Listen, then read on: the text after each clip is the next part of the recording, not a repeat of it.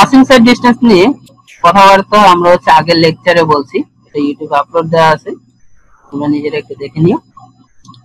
Passing এই জায়গায় একটু সংক্ষেপে বলে নিই যে পাসিং সাইড ডিসটেন্স ছিল চারটা ডিসটেন্সের সমষ্টি। এই যদি একটু দেখে নিই, এই হচ্ছে সাপোজ একটা 2 লেনের রাস্তা, এই হচ্ছে পাসিং ভেহিকল বা যে ভেহিকলটা সামনের ভেহিকলটা ওভারটেক করবে, আর এটা হচ্ছে ফার্স্ট ভেহিকল, এটা হচ্ছে পাসিং ভেহিকল।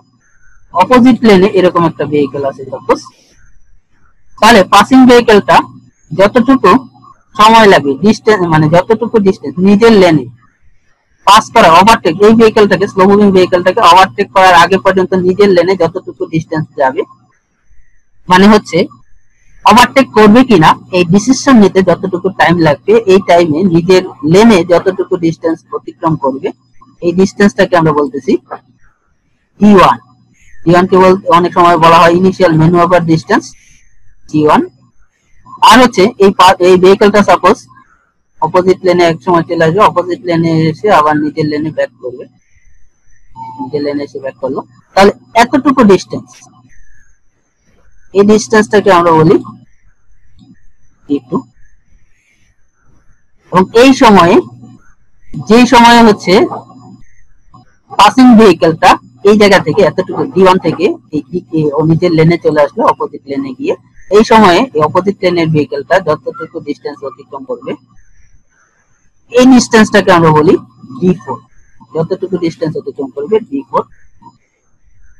আর এই পাসিং ম্যানুভার বা ওভারটেকিং কমপ্লিট করার পর এই পাসিং ভেহিকল আর অপোজিট লেনের যে ভেহিকল, এই দুটোর মধ্যে ক্লিয়ার ডিসটেন্স, এই যে ক্লিয়ার ডিসটেন্স, এই ডিসটেন্সটাকে বলি আমরা d3। তাহলে পাসিং সাইড ডিসটেন্স ছিল চারটা ডিসটেন্সের সমষ্টি। পাসিং সাইড ডিসটেন্স যদি আমরা লিখি, পাসিং সাইড ডিসটেন্স হচ্ছে চারটা ডিসটেন্সের সমষ্টি, একটা হচ্ছে d1 plus d2 plus d3 plus d4। এখন d1 এর ফর্মুলা আমরা যদি দেখি, আচ্ছা ফর্মুলাতে যাওয়ার আগে কিছু কথা বলে নেই। পাসিং সাইড ডিসটেন্স, এই যে পিছনের ভেহিকল সামনের স্লো মুভিং ভেহিকলকে অতিক্রম করতেছে, তার জন্য কিছু কনসিডারেশন আছে। কনসিডারেশন গুলো কি? এই পাসিং ভেহিকলের স্পিড, এই ওভারটেকিং ভেহিকলের স্পিড, এই ফার্স্ট ভেহিকল বা যাকে ওভারটেক করবে তার ভেহিকলের স্পিডের ডিফারেন্স অ্যাট লিস্ট হতে হবে 10 মাইল পার আওয়ার। এই দুটো স্পিডের difference at least 10 mile per hour, তার থেকে কম হওয়া যাবে না। বা কিলোমিটারে যদি হিসাব করি, এই দুটো স্পিডের ডিফারেন্স, পাসিং ভেহিকল আর হচ্ছে ফার্স্ট ভেহিকল যাকে ওভারটেক করবে এবং যে ওভারটেক করবে, দুটো স্পিডের difference at least 10 mile per hour বা 15 কিলোমিটার পার আওয়ার হতে হবে।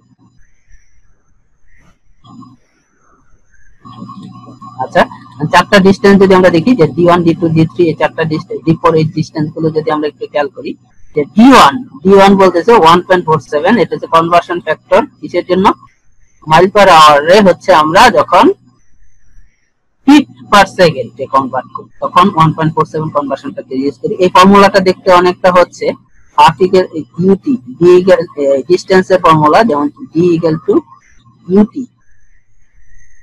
প্লাস হাফ স্কয়ার, এটার মতো হাফ এ স্কয়ার। তোমরা একটু মিলাই দেখো যে এটার মতনই। t1 কে যদি ভিতরে নিয়ে দেই, এই দুটো হচ্ছে স্পিড ut প্লাস t1 কে যদি ভিতরে নিয়ে নেই, হাফ এ স্কয়ার হয়ে দাঁড়ায়। আর এই 1.47 এক্সট্রা, এই ফর্মুলাতে 1.47 এক্সট্রা কেন? এক্সট্রা হচ্ছে কারণ হচ্ছে এই মাইল পার আওয়ারে আমরা হচ্ছে 1.47 দিয়ে গুণ করে ফিট পার সেকেন্ডে নিয়ে যেতে পারি, ফিট মানে কনভার্সন ফ্যাক্টর। আচ্ছা, তাহলে এই জায়গায় যদি আমরা দেখি যে t1 টা হচ্ছে time for initial manoeuvre ranges from 3 to 4 second. That means হচ্ছে, আবার যদি ড্র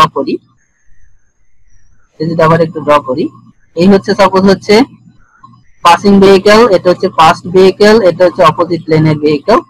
তাহলে যতটুকু টাইম পর্যন্ত সে নিজের লেনে, মানে হচ্ছে অপোজিট লেনে, মানে অপোজিট লেন ওভারটেক করার আগে পর্যন্ত সে নিজের লেনে যতটুকু ডিসটেন্স অতিক্রম করবে, এই ডিসটেন্স অতিক্রম করতে যত টাইম লাগবে, এটাকে বলতেছে আমরা t1। t1 এর নাম হচ্ছে কি বলতেছে? Initial time for initial manoeuvre, যা 3 থেকে 4 সেকেন্ডের মতো হয়, এভারেজে সাধারণত 4 সেকেন্ডের মতন হয়। অনেক সময় এটার নাম বলা হয় ইনিশিয়াল ডিলে, এটাকে বলা হয় t1 কে বলা হয় ইনিশিয়াল ডিলে। কোশ্চেনের মধ্যে এরকম থাকতে পারে। এই জায়গায় হচ্ছে ইউটা হচ্ছে, যদি আমরা দেখি এই ইউ হচ্ছে average speed of the passing vehicle, that means হচ্ছে এই পিছনের ভেহিকলটার স্পিড, যে ভেহিকলটা ওভারটেক করবে। এম হচ্ছে difference in speed, difference in speed মানে কি, যে ভেহিকলটা ওভারটেক করবে আর যাকে ওভারটেক করবে এই দুটো স্পিডের ডিফারেন্সকে আমরা বলবো এম। আচ্ছা,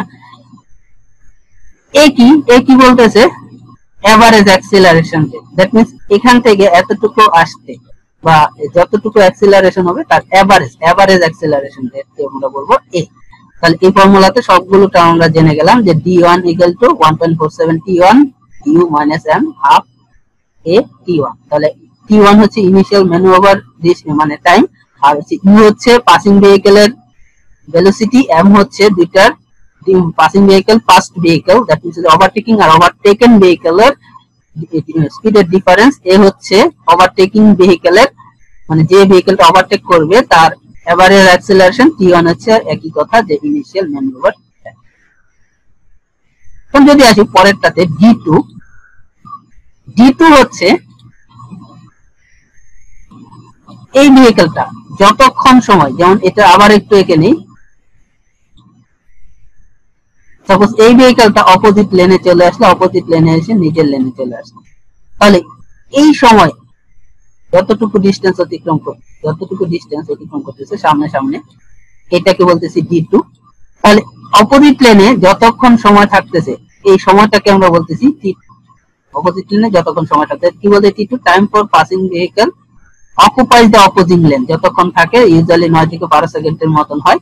আর ইউ হচ্ছে যে অপোজিট লেনে যখন গেল তখন হচ্ছে অপোজিট লেন থেকে নিজের লেনে ফিরে যাওয়া পর্যন্ত যে স্পিড তার এভারেজ, তাহলে average speed of the passing vehicle. তাহলে এই জায়গায় আমরা জানি কি ডিসটেন্স ইকুয়াল টু আমরা জানি ইউ টি। তাহলে এই জায়গায় ইউ টি এর পরিবর্তে হবে, যেহেতু আগে একটা t1 ছিল এই জায়গায় t2 ধরলাম। আর 1.47 কি মাইল পার আওয়ারে আগের মতনই 1.47 দিয়ে গুণ করে আমরা হচ্ছে ফিট পার সেকেন্ডে নিয়ে যাই, তাহলে ডিসটেন্স বের হবে কি। আচ্ছা, distance between passing vehicle and opposing vehicle, এটা মানে কি যে হচ্ছে একটু আগে বলতেছিলাম যে clear distance between opposing vehicle, যেমন আবার আঁকি, বারবার এঁকে নিচ্ছি, এই ভেহিকলটা ওভারটেক করে এই জায়গায় চলে আসলো, আর এই ভেহিকলটা পিছনে ওভারটেকিং শুরু করার আগে এই জায়গায় ছিল, ওভারটেকিং কমপ্লিট করার পর এটা এই জায়গায় আসলো, আর এই সময়ে এই ভেহিকলটা এই জায়গায় চলে আসলো। তাহলে এই যে ডিসটেন্সটা মানে সম্পূর্ণ ওভারটেকিং কমপ্লিট করার পর যে দুইটার মধ্যে যে ক্লিয়ার স্পেসিং, ক্লিয়ার ডিসটেন্স, এটাকে আমরা বলতেছি d3। এটা সাধারণত 100 থেকে 300 ফিটের মতন হয়, 100 ধরে নেওয়া হয় 100 থেকে 300 ফিটের মধ্যে হলে সেফ।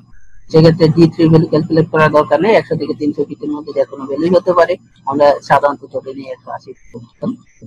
এটা ক্লিয়ার স্পেসিং 180 ফিটের মতো।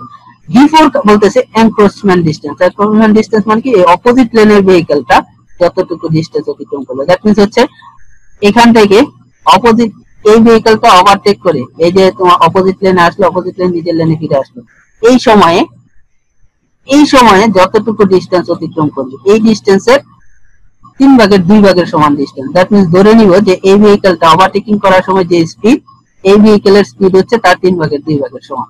তাহলে হচ্ছে টাইমটা একই, যে এখান থেকে এতটুকু t2, এখান থেকে এতটুকু কি টাইম t2। যার কারণে এত কিছু ক্যালকুলেশন না করে আমরা ধরে নেই যে হচ্ছে এই যে তোমার এই জায়গা থেকে এই জায়গায়, দ্যাট মিন্স হচ্ছে ওভারটেকিং করতে যতটুকু ডিসটেন্স অতিক্রম করবে, অপোজিট লেনে যতটুকু ডিসটেন্স অতিক্রম করবে এই ডিসটেন্সটা হবে তার 3/2 সমান। d4 = 2/3 of. তাহলে এখন যদি আমরা সামারি করি তাহলে পাসিং সাইড ডিসটেন্স, চারটা ডিসটেন্সের সমষ্টি, তাহলে পাসিং সাইড ডিসটেন্স, তাহলে এখান থেকে লেখা যায় যে 1.47 t1 u minus m plus a t1 divided by 2 plus d2 হচ্ছে 1.47 ut2 1.47 ut2 প্লাস 100 থেকে 300 d3 ভ্যালু ধরে নিব 1000 থেকে 300 এর মধ্যে যে কোনো একটা ভ্যালু ধরে নিব, প্লাস d4 হবে 2/3 অফ এই যে এই ভ্যালু, তাহলে d2, তাহলে 1.47 u2 যা আসে যে ভ্যালু বসাই দেব, তাহলে পাসিং সাইড ডিসটেন্সের ফর্মুলা আমরা